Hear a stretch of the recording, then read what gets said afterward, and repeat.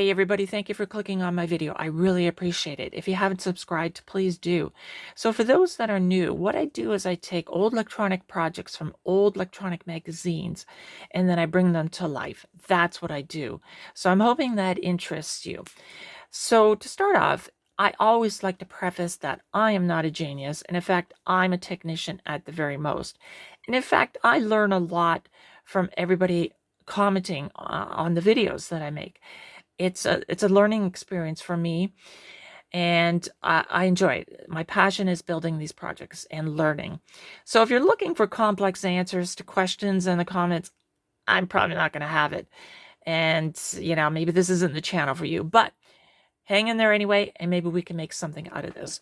So today's project comes from a magazine called Everyday Electronics, and we're going to go back to June of 1983. So that's what, 42 years, I think, if my math is correct. And we're going to build a transistor tester. And it comes from a series from John Barnes. He made 5 projects in the year of 1983 for the magazine. And I've actually met John. He kind of lives in the area, and he's a wonderful man. So thank you, John. If you're listening to this, another great project, or at least I hope. Anyway, so I'm showing you the inside of John's project back in 83, and I'm hoping to get something similar to that. So let's get on with the schematic. Okay, so I'm going to try to make this short with regards to the schematic, and I've just read John's article and I've made some highlights. So let me just quickly go through them. So this tester measures 2 things, right? It's going to measure the HFE and it's going to measure leakage. And it's going to do it through that meter. There's an analog meter. And speaking of the meter, while I'm on the subject, if you look at the schematic in the center, kind of, that's where the meter is. There's for the HFE, we're going to be using basically a 10 milliamp meter. And that's what that shunt, the 36 ohm resistor, does. It gives us the scale of 0 to 10 milliamps. So we'll have that. And now when we're measuring leakage, there's the switch 1B, which will open up that shunt, and then the meter, which, by the way, default is 100 microamps. And that's going to measure our leakage current. Okay, so the actual design itself, according to the article, is based on a common emitter configuration. So when you put the device under test, the transistor, it's going to be in a common emitter configuration. And it actually measures the gain by fixing the base current. And that's what the 3 resistors, if you look at that kind of top left portion of it, there's a rotary switch with 3 resistors. And that's going to give us the selection of current. And we're going to measure the collector current. So that's what the meter is going to do. And just as a side note, if you go to the right-hand side, there's 2 transistors in there. And I thought this was very ingenious from John. So this is battery powered, right? So it's not going to take a lot of current. But if we were to have an LED in there for the power on light, it's going to take a lot more current than the actual tester itself.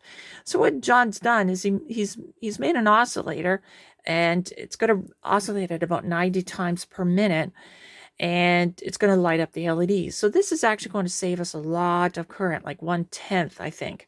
That's what I read. Yeah, what can I say? And another neat thing that John did was going back to the meter section, which is in the middle. There's 4 diodes there, 5, 7, 8, and 9.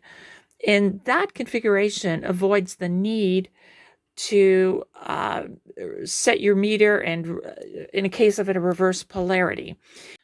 All right, so the battery died on my phone. So yeah, going back to the meter with regards to if you do get a reverse polarity, those 4 diodes will actually solve that problem, which is great. I would have never thought of that, of course. But anyway, just going back to the actual left-hand side, there's that regulator there that's going to give us the constant current, right? The LM334. And then we've got a rotary switch to select the different, on the meter, it'll be HFE gain, but it's going to set the 3 different currents that we are giving or feeding the device under test, right? So anyway, that's what that business is about. And I think I've said enough. I'll include a link to where you can actually get this magazine. And if you want, you can read the entire article yourself. So for now, let's get on with the build and let's get going. All right, so I'm showing you all the parts. Well, not all. I had to order 4 1% resistors, so they're on the way. So there's not a lot of parts. So if you're interested in building projects, you don't need a lot of parts for some of these projects, right? Anyway, so hopefully everything goes well. All right, let's talk about the printed circuit board. Okay, as far as the printed circuit board goes, I'm going to do a little bit different. I'm not going to use the blue press and peel toner transfer paper. That stuff works great. It's always a winner, but it's very expensive. $5 per sheet. Yes, you heard me. Now, I've used this glossy paper from Staples before, but the results weren't as good as the blue toner transfer paper. So I'm going to change it up a little bit. So this paper is very shiny. You can see that. And on the back, it's, it's paper, I guess, right? Looks like this side here is a coating of plastic, quite literally. I don't know. Anyway, there's two things different that I'm going to do. And I've used this before. There's a couple of videos. If you go back in the past, you'll see some videos made with this stuff here. Anyway, two different things this time. So I've already actually made, well, I haven't put the board in the etchant, but I've already put the board for this project in the laminator. So it's on. But you'll notice this time around on the board, I've really scratched it up. So I've used 80 grit sandpaper just to make it really rough. So I'm hoping that helps. And also I'm using a different printer. So this is a Brother, what is it? TN 660. So from what I gather from the internet is Brother printers, laser printers, are very good. So we'll give it another try. And not only that, but this printer can go up to 1200 DPI, whereas my old HP printer only goes to 600.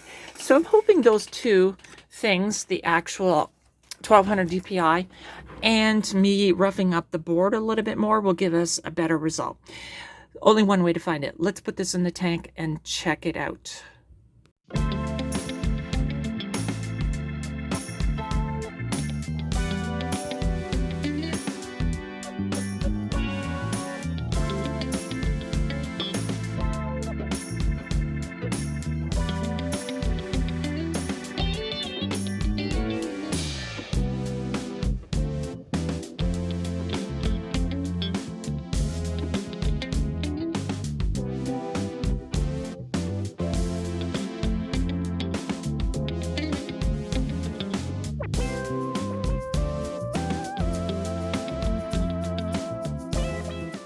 Okay, so as you can see, it's done.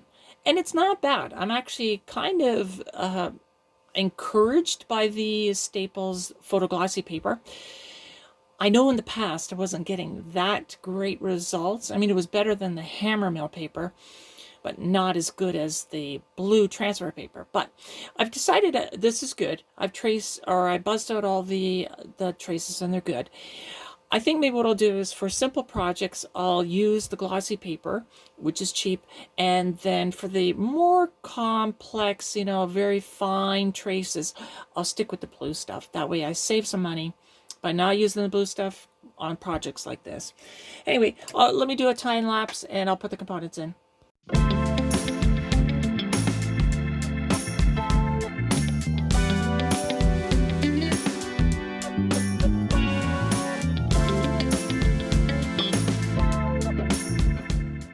Okay, so as you can see, I've got everything done. So I've got all the switches, the components on the board.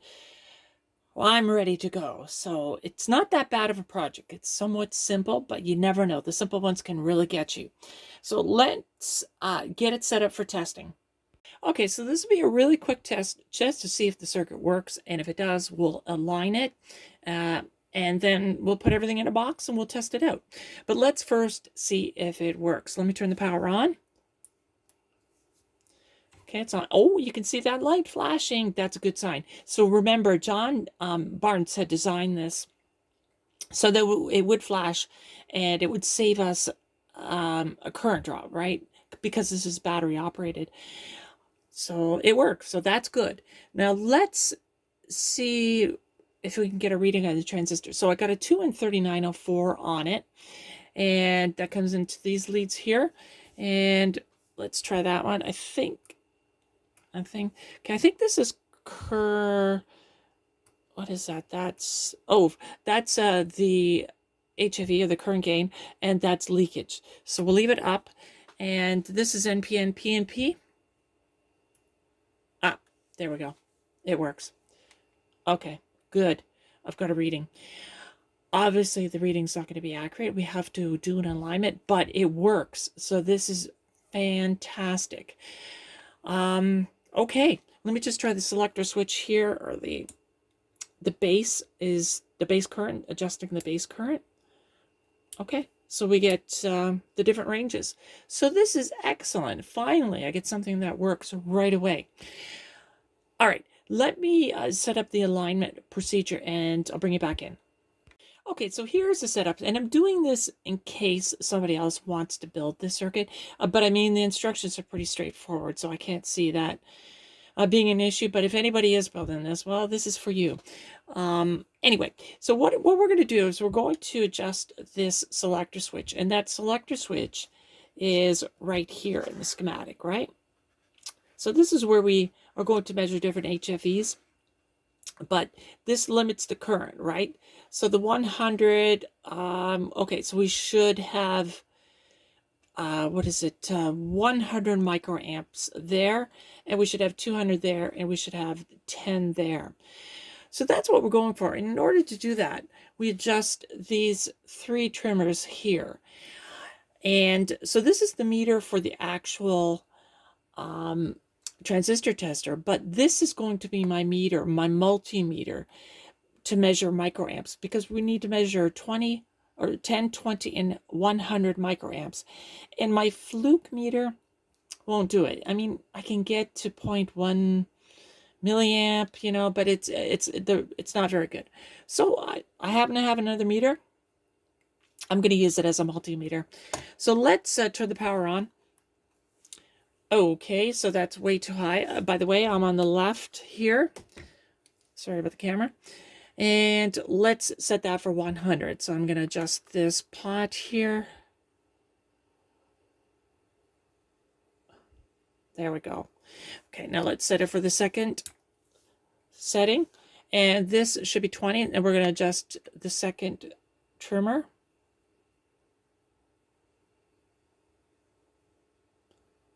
That's about all I can get out of it. Close enough. And the third should be 10 microamps. And we're pretty close, I think. There we go, right on the money. Okay, so that concludes that test. There's one more alignment that I have to do. So let me get it set up, and I'll bring it back in. Okay, so we got one more alignment to do, and that's for full scale deflection. That's what we're going to set right now. And oh, by the way, the previous test, I forgot to mention that microamp meter that I had here, that was just connected to the base and emitter. Yeah, that's right, the base to emitter. And yeah, so I just have these banana plugs, terminals, whatever you want to call them, going to some alligator clips. And that's how I connected it to that meter. But onwards to this test. So what we need to do is we have to put a 1 kilo ohm potentiometer in series with the ammeter, which is then connected to the collector and the emitter. That's the setup. So let me turn it on, and it doesn't matter what scale we are here, and we do have to be NPN. So it's all described in the instructions. So if anybody's building this, which I highly doubt, if you do, leave a comment. That'd be great. Let's turn the power on and get this test done. All right, whoa, we got 17. That's way too much. Okay, obviously I went the wrong way there.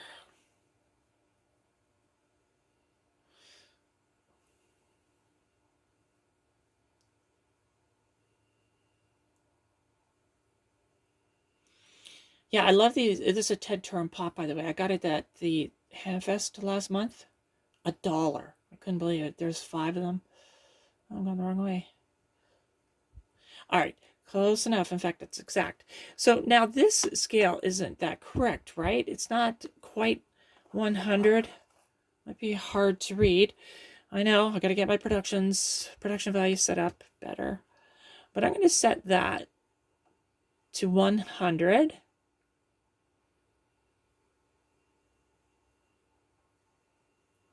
Okay, and this current hasn't changed, which is good. So I'm just going to leave it as is. It's close enough. So that's the last alignment procedure. So what I'm going to do now is I'm going to put it in a case. And in fact, you can see this here. So I made a whole bunch of cases. I think it was, well, it took me 2 days, but I built 8 project cases, so different sizes. And that's one of them. So I'm going to put that into that case, and then I'll bring you back in at that point. Okay, so I'm running into some really, really strange problems here. So I had that board in the case. So I've drilled out the holes, etc. And then I went to test it, nothing. The meter read 0. So I took it out again, and I double checked the connections, etc., and they were good. But it was really strange because I'm getting really, really weird results when I put my fingers close to it. And I'm actually touching hard right now. And you can see the meter move, which is not good. So this is the power switch, for example. That's what I'm touching there. And actually, I was getting it on this one too, but it's not doing it. This one was okay. And the rotary switch was okay. There was no issues there. So obviously there's some sort of EMI or some noise induced by me touching the wires. I think also when I brought the power switch over here, yeah. So I brought the power switch over here. And what it is I can actually see it now. The power wires are going over the LM334, and that's causing a problem. So I know you can't really see it, but right there is the 334 right on top. All right, so what I'm going to do is I'm going to put some shielded cable onto this circuit, and I'm hoping that solves the problem. All right, I'll bring you back in once that's done. Okay, good news. I found the problem. The problem was these test leads here. Yes, so I had the test leads coming off of the leads from the transistor tester, and the transistor was way over here, and for some reason it didn't like that they were too long. So I've actually soldered a transistor under test right up to the leads where the banana plug connectors will be. So, and yeah, I can touch everything. I thought at first it was, these leads going to the power, but you can see it's rock solid at 40. So that's great. What I'm going to do now is put it in the box and double check to make sure everything's stable. And maybe what I'll do is cut back on these leads here. All right, bring it back in.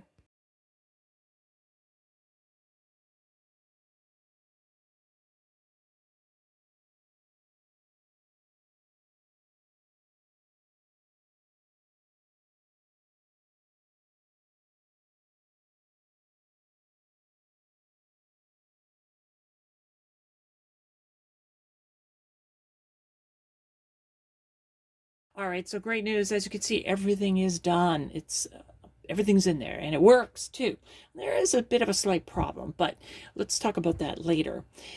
So just to give you the layout here, is we have a PNP and an NPN switch. Then we've got a leakage test and an HFE test. Selection, power, and of course we've got our transistor test leads, right? So at the very bottom, I know that's hard to see, we've got emitter, base, and collector. Now this device will also test diodes, and that's what these 2 leads are here, the black and the yellow. Black is anode, and for the diode is cathode there. And what else can I say? And the way it works is looking at the scale. Whatever the scale reads, we have to then multiply by 10 if I'm on that range. And if I'm on the 500 range, we multiply by 5. And if we're on the 100, we multiply by 1. So let's just give it a try. So I've got a 2N3906. Kind of see it there. So that's a PNP transistor, and I've got that set to PNP. I'll flip that to HFE test, and let's hit the on button. There we go. And now we've got a meter reading of about 20. So 20 times 10 is 200. So that's an HFE of 200.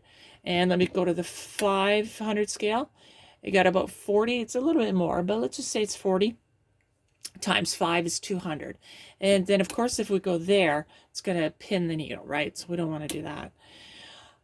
And that's typical. I Googled it, AI assistant, and that's actually a pretty average HFE for a 2N3906. So I'm happy with that. Let me just flip the leakage, and we've got nothing, which I expect too because it's a brand new transistor. So let's just breeze through a lot of these tests. So I'm going to move on to the 2N3904. Okay, so I've got a 2N3904, and that is an NPN transistor, as we all know. And I'm on the 1000 scale, so very similar to the 3906, right? A little bit below 20, but, you know, again, maybe 90 times 10 is 190 HFE on this particular transistor. And if I go to the 500 scale, we had 40. 40 times 5 is 200. Yeah. Is that right? Yeah. 40 times 5 is 200. What was that again? That's 20. Yeah. 20 times 10 is 200. And I presume when we get to that scale, it goes off the scale. Now, there's one thing I thought I would show you, but it's not doing it now. I was getting some really weird RF stuff again, where when I went near the leads, it would go crazy, but it's not. So that's great. So let me just do the leakage test. And again, that's pretty much 0. So looking good. It's a brand new transistor. It should be. Anyway, let's move on to some other transistors.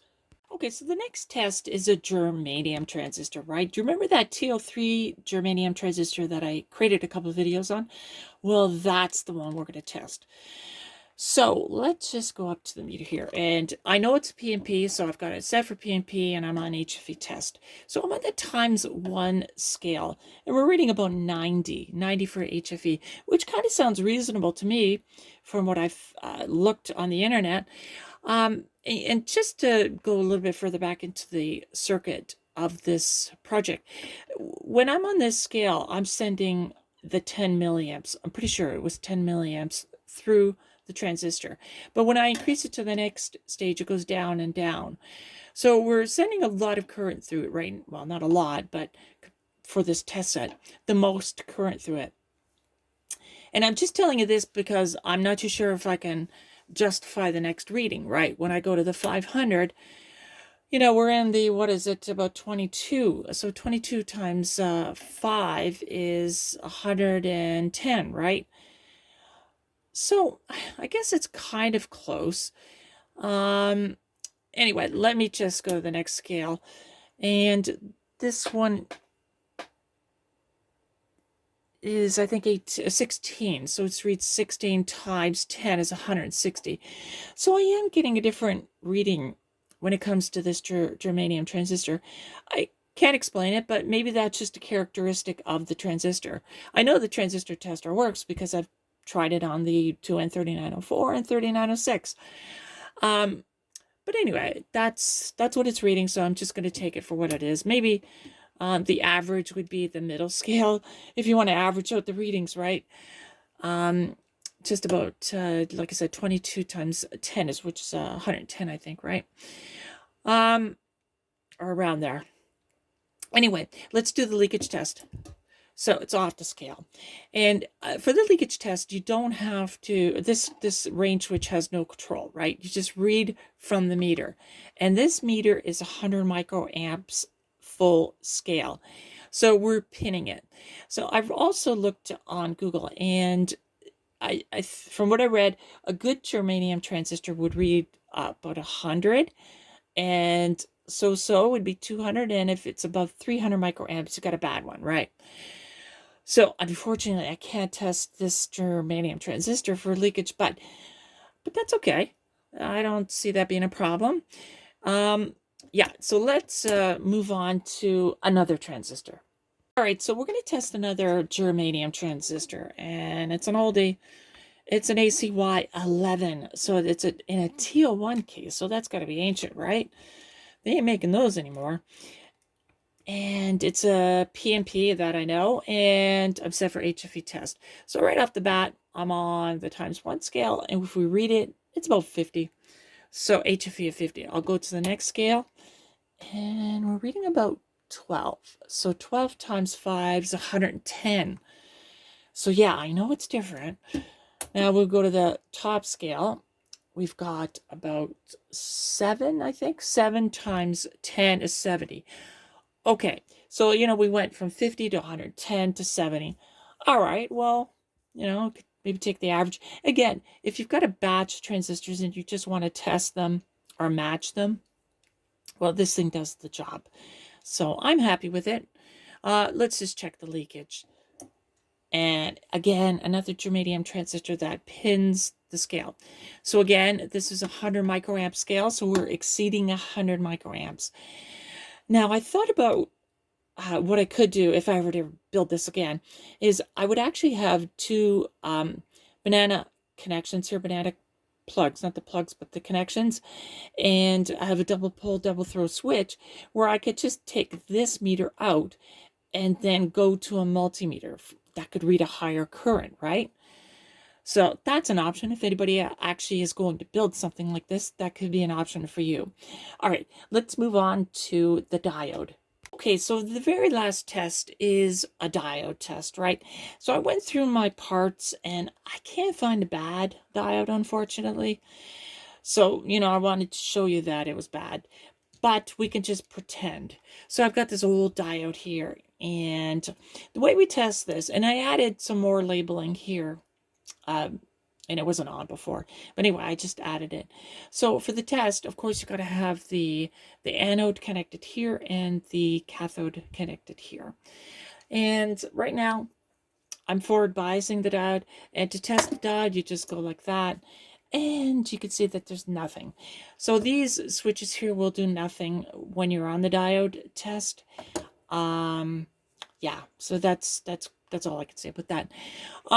So thank you for watching. I really appreciate it. And thank you, John Barnes, who designed this circuit back in 1983. Thank you for the design. Another great project. It's definitely going on my bench.